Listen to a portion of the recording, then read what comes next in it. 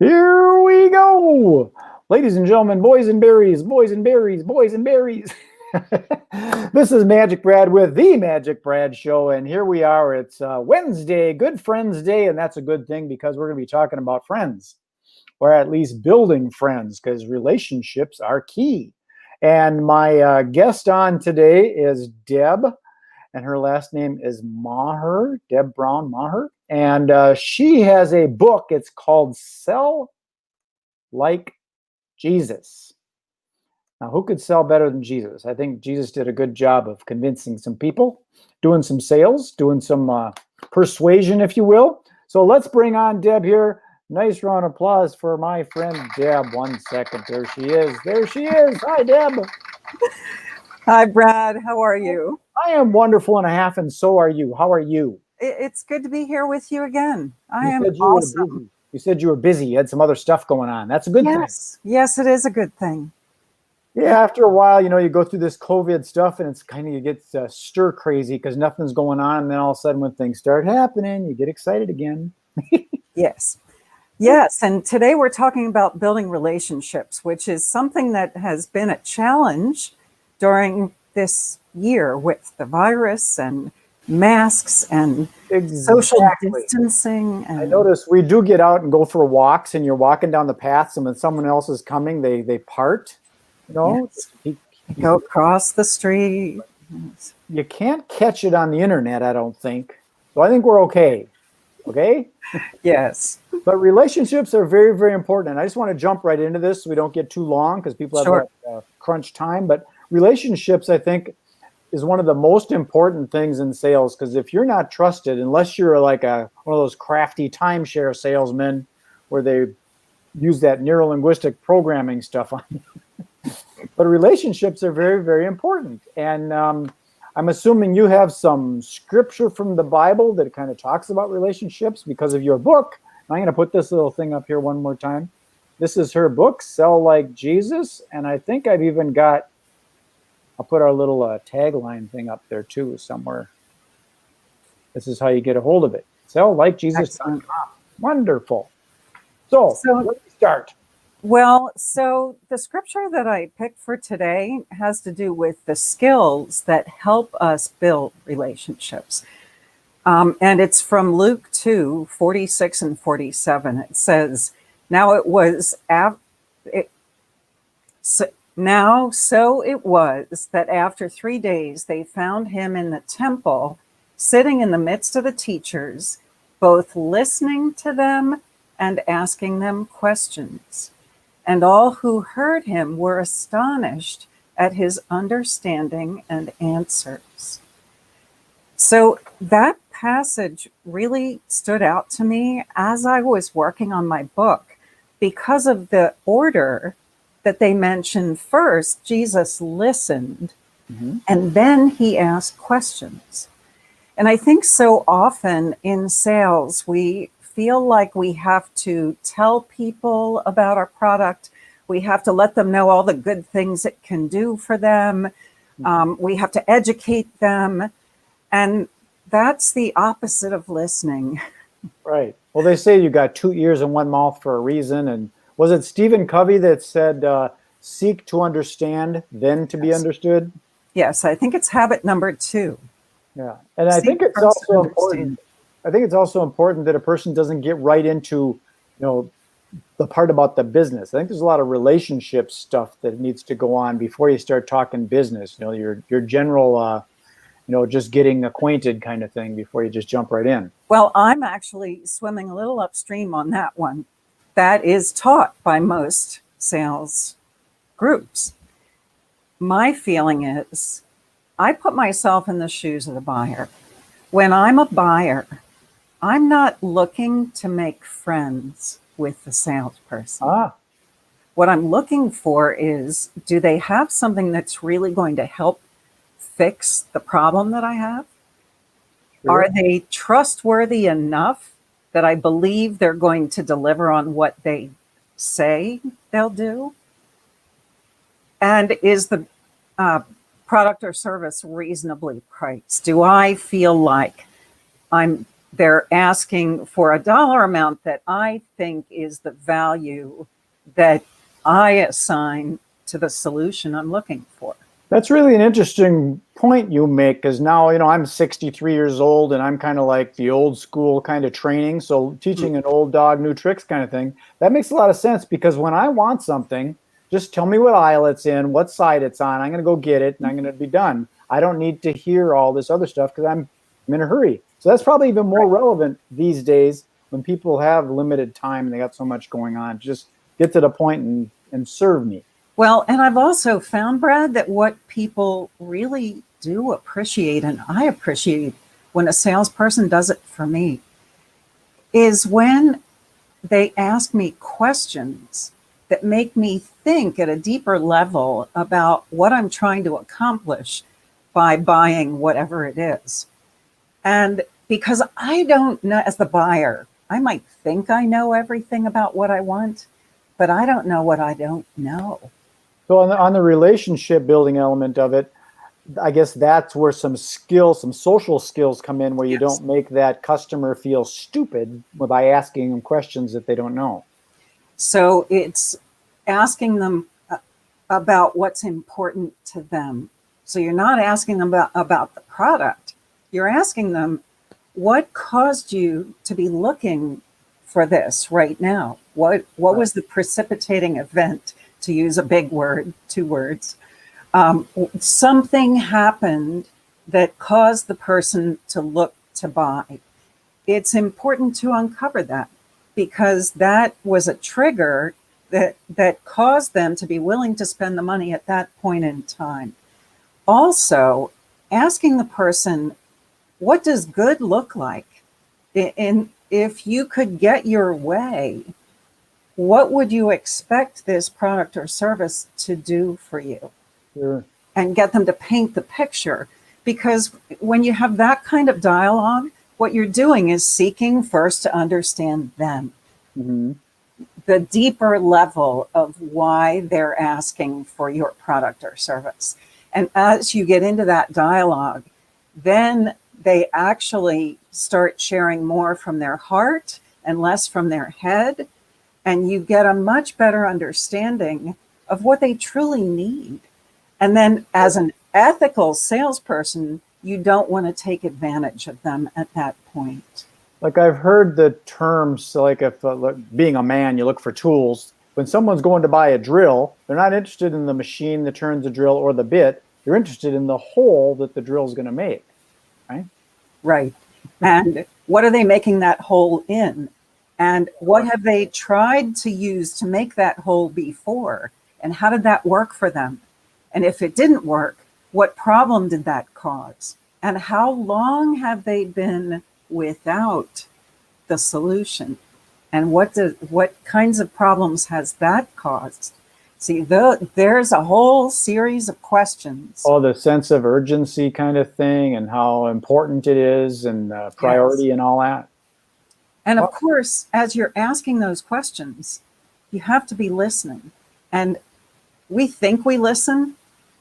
Most of the time, we're listening to try to figure out what it is we're going to say. Our brain is talking to us while we're listening. And that's a problem. That is a distraction. And it will get you off track. You won't single track mind. I'm either thinking or I'm listening, not both. Don't even pretend to tell me that you multitask. The whole thing with relationships is so important. Do you have like a chapter designated to that in your book here? A couple of chapters in the middle of the book really get in more detail about the questions that need to be asked and the skill of active listening. So listening with your ears, with your eyes, and with your heart. Mm-hmm. So sometimes we need to listen between the lines for what people aren't saying, because that can speak volumes. That's interesting, because I'm now looking at this from a customer's point of view, and I can remember times when the salesperson was saying things that you're not hearing what I'm saying here at all. They're trying to fulfill the sale, and they're not listening to what my issue is. I need a screw that's exactly a 1/2 inch long. It can't be that longer one. It's got to be exactly, because that's They're not listening to what I need. Interesting. Yes. So listening is actually, I talk about listening being a gift that we can give people, because few people really listen with the intent of understanding. And if you are truly listening, it's going to prompt more questions along the lines of what has been shared with you. So what can happen is you can actually walk the prospect through a diagnostic process of sorts to help them figure out exactly how bad the problem is and how bad they want the solution. So the price ends up not being even a factor, because people are looking for solutions to problems, or they're looking for a mechanism that's going to help them advance and reach a goal that they're striving for. And if they see that they're going to get that, then the individual is going to say, that's worth it. In fact, I'd probably pay a whole lot more for it, but I'm not going to tell the salesperson that. Right. I don't want to do that. Yep. Mm-hmm.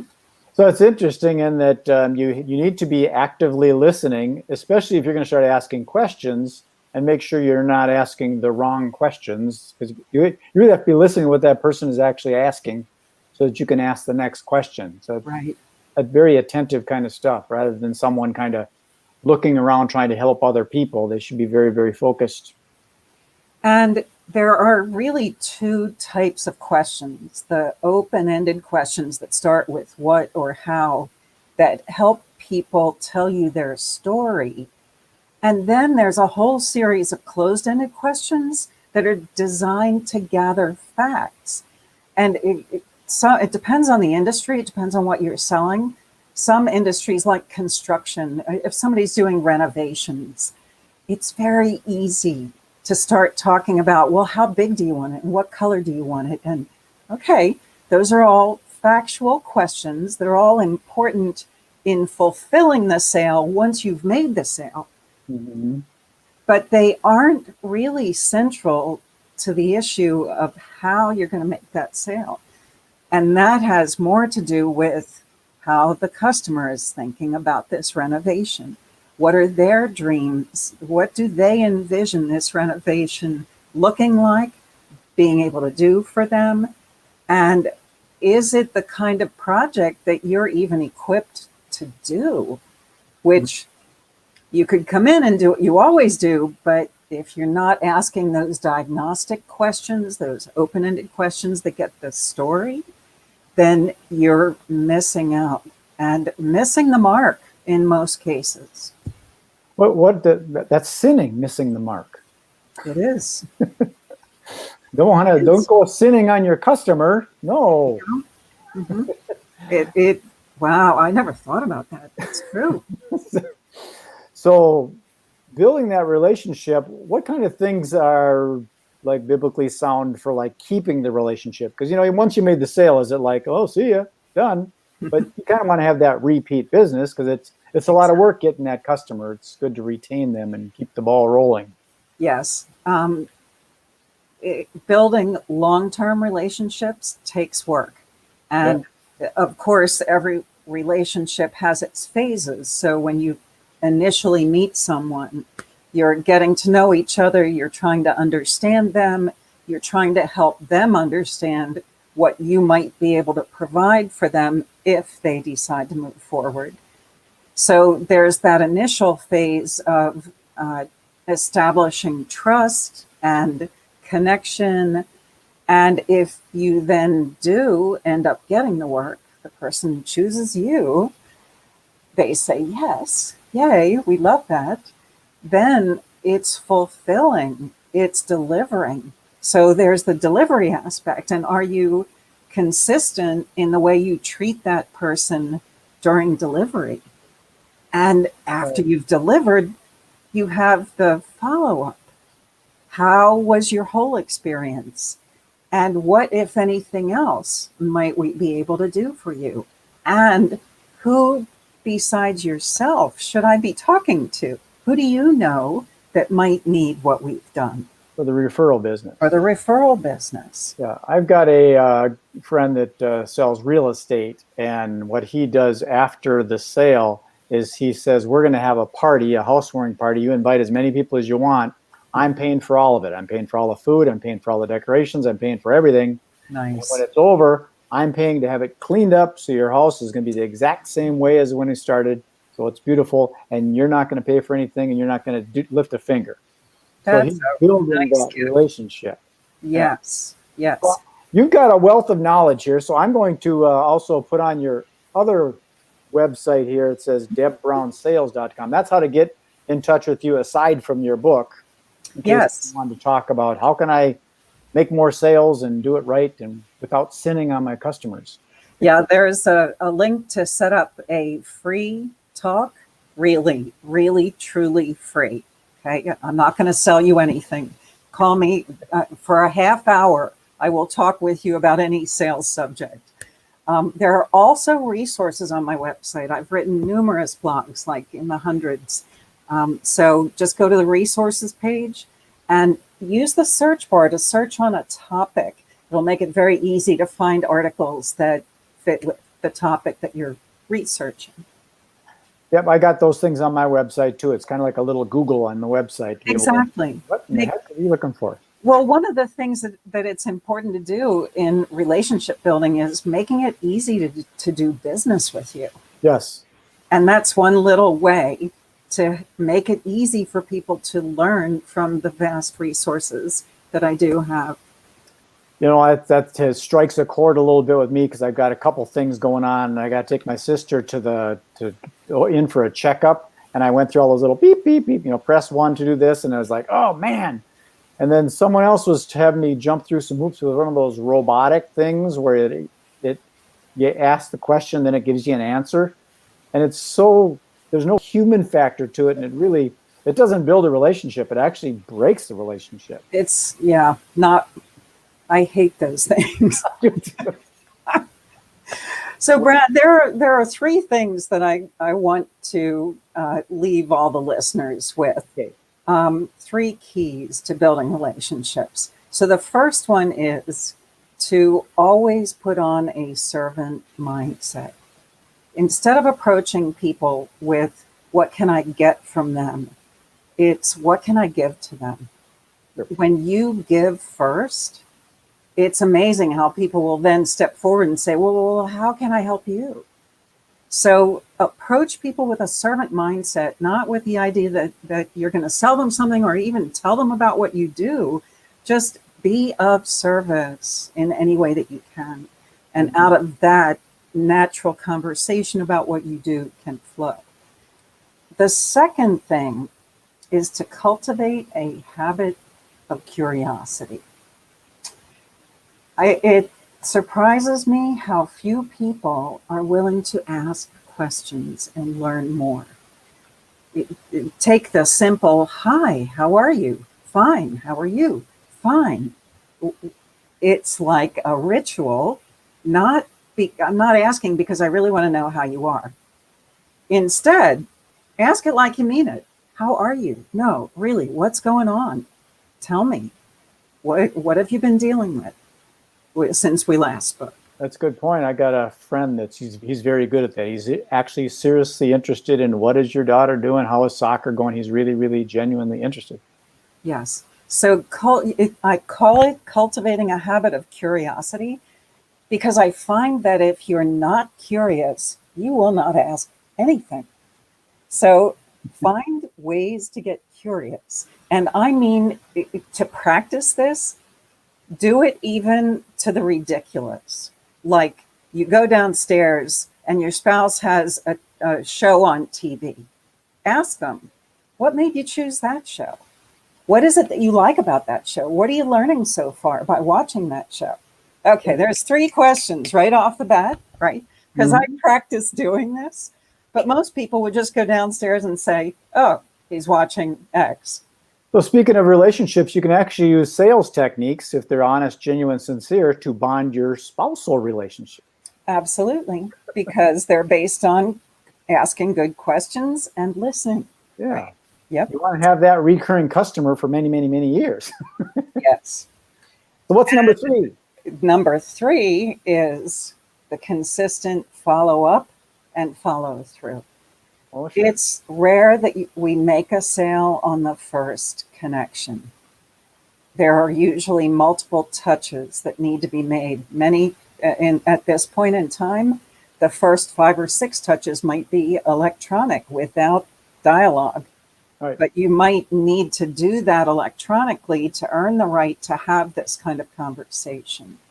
So the follow-up, when someone does express an interest, when they do send you an email, respond to that email. When they do ask a question, get back to them with an answer. When you have had a conversation, connect with them afterwards and thank them. Thank them for meeting with you and ask if any questions came up after you left. It Right. may open the door to more dialogue. And of course, do what you say you're going to do. So if you have follow-up tasks that you have to accomplish, make sure you do those, because that is, honestly, it's the quickest and easiest way to show integrity and build trust. Do what you say you're going to do when you say you're going to do it, because so few people do that these days. It's sad. So I think they don't do it because it's so easy. Oh, it's just an electronic connection. It's no big deal. We'll reconnect later. They're really dehumanizing people, and they got to realize that on the other side of that, it's a real person. And for those people who do networking, they go to networking events, even if it's on Zoom. If you hit it off with somebody, make a point of checking in with them. If you have an email address, send them a quick note. If you have a phone number, give them a quick call, even if it's just to leave a voicemail. That I can't emphasize enough the importance of the follow-up and the follow-through. Sometimes salespeople who do that follow-up, they get the work simply because they're the only ones who did follow Well, up. I think the ones that don't listen to it, I think they might be hearing it wrong, and they're thinking you're supposed to follow up. Maybe they're hearing it wrong. Yeah, that could be. Well, Deb, we're at about 22 minutes here, so I'm going to close this one down and beam it up to the universe. And I want to also pop that up again, your book, Sell Like Jesus, right there, .com. Is there anything else you might want to share with us before you go off to the beginning? I just want to say thank you. I really appreciate this interview style and giving me a chance to get the word out to people in a very relaxed setting. Yep, it's always good to be casual. So I'm going to put you into the green room, and then I'm going to close it off. If you want, we'll have a little bit of a conversation, but I'm sure you got things to do, as do I. But I'll pop in there. Thank you. Bye, everybody. Well, there you go. That was Deb Brown and Deb Brown Maher, and she is this book. I think it's fascinating how she's got this blended, because I've learned a lot of different things, because I'm kind of old school about that. ABC, always be closing, and all that kind of stuff, and that establishing rapport. And that does make a lot of sense these days, that I don't have time for small talk. I mean, we can do that if there's time, but I'm here to get my thing. I want to get it and get home. So let me pop up here. We've got another one of these we're doing next Wednesday, and that one's going to be on closing that sale, that follow-up kind of thing. So I appreciate you taking the time. This has been a lot of fun. I'm going to sign this off. If you want to look for it, it'll be on my YouTube channel, or you'll be finding it out and about on social media. So peace, love, and happiness. This is Magic Brad signing off. Enjoy the rest of your day. Be well. Be happy. Be kind. Be nice. Peace.